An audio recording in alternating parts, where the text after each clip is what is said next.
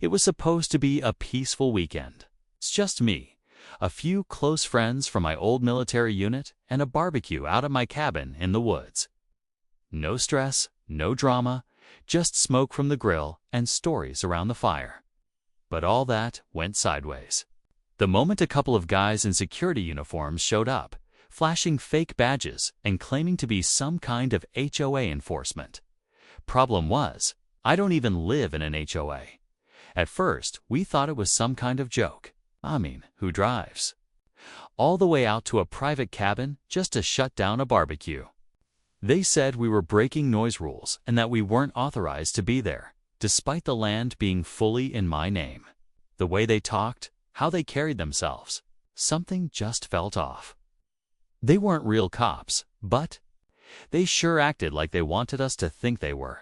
The power trip was real. Then one of my buddies, a guy who'd done multiple tours with me overseas, quietly leaned over and muttered, "They're bluffing." What those fake HOA officers didn't realize was that they'd walked straight into a gathering of trained military vets, people who don't scare easy and know exactly how to spot a phony. And once we started asking the right questions, things got tense fast. But here's where it gets even weirder. Turns out this wasn't some random misunderstanding.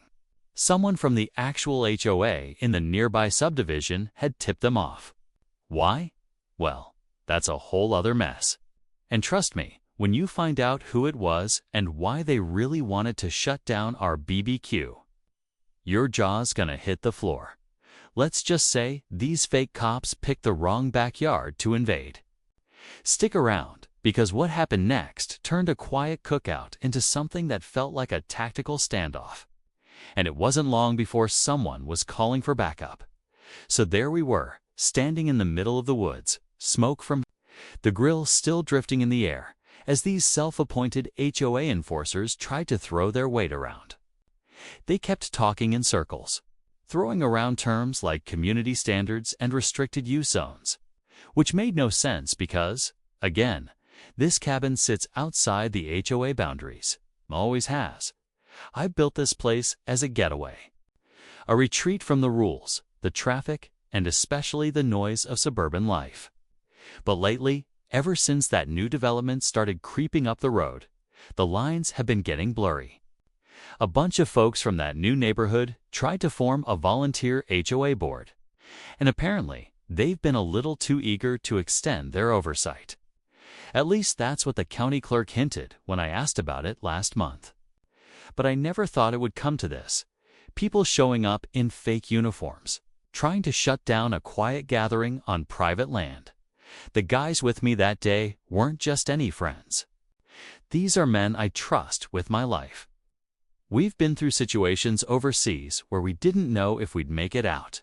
Compared to that, this whole HOA nonsense felt laughable at first, but the more these guys talked, the more obvious. It became that they believed they had real authority. One even reached for what looked like a radio and muttered something about calling it in. That's when one of my buddies, Paul, a former intel specialist, quietly pulled out his phone and started filming. He whispered, "We need this documented. Something's not right." And he was right. I could feel it. This wasn't just some annoying overreach. This felt like someone was targeting me, and I had a pretty good idea who. A few weeks back, I'd gotten into it with a neighbor from the edge of that HOA about a property line dispute. Things got heated. She mentioned knowing people on the board. I didn't think much of it. Until now. What happened next made it crystal clear. This wasn't going to be solved with just a conversation. The fake HOA cops were still standing there, arms crossed, trying to act like they had some kind of legal authority. But their body language was starting to shift. Maybe it was the calm way Paul kept filming, or maybe it was the way my other buddy, Jackson, who used to run tactical drills back in the day, stood with just enough presence to make them second-guess themselves. Either way, the mood was turning. But instead of backing off, one of them suddenly asked for our IDs. That's when I knew for sure they were trying to escalate this. I told them flat out, you're on private land. This isn't your jurisdiction. I'm not showing you anything. One of them replied, you're part of the HOA zone extension. That term right there, HOA zone extension, sounded made up on the spot. But I'd heard enough to realize this wasn't just some power trip. Someone had coached them. Someone with just enough knowledge to make it all sound almost real. A subplot started forming in my head. That neighbor, Linda, the one I argued with weeks ago. She'd been trying to get a gate installed at the end of the road, right near the edge of my land. She'd even left a letter in my mailbox saying my cabin wasn't in harmony with the development's future aesthetic. I shrugged it off at the time, but looking back now, it feels like the start of something deeper. Petty HOA politics, blending with personal grudges. Meanwhile, Paul caught something interesting on camera. One of the so-called enforcers had a patch on his sleeve from a local private security firm. Nothing official, just a rent-a-cop gig. It added another layer. Were they even authorized to be there at all? Did the HOA hire them? Or were they doing this off the books? While all this was going on, Jackson slipped off to call one of our other friends, a guy still active in the National Guard, just in case. We weren't looking for a fight, but we weren't about to get steamrolled on our own land either. And just when things felt like they couldn't get any weirder, a black SUV pulled up. The black SUV rolled in slow, tires crunching over gravel, engine humming like it had nowhere better to be. It parked just off to the side of the clearing, far enough to feel calculated, but close enough to send a message. The two fake HOA cops stiffened up the second they saw it. One of them even stepped back, glancing toward the vehicle like he was waiting for backup. At that point, we all stopped talking. The fire crackled, the grill hissed, and the only sound was the creak of the SUV door opening. Out stepped a woman in business casual. Sunglasses, clipboard.com, like she ran the place. It was Linda. Of course it was Linda. She didn't look surprised to see us, or even a little nervous. She walked straight up, like this was her land, not mine. We've had complaints, she said, scanning the area like she was inspecting a crime scene. This isn't an approved gathering. The HOA board agreed there needed to be oversight. There it was again, oversight. She used it like a weapon, as if the word gave her power out here. I stepped forward and calmly reminded her, this isn't HOA property. You don't have any say here. But she smiled like she'd already won. Actually, she said, we submitted a property adjustment request to the county. You should have gotten the notice.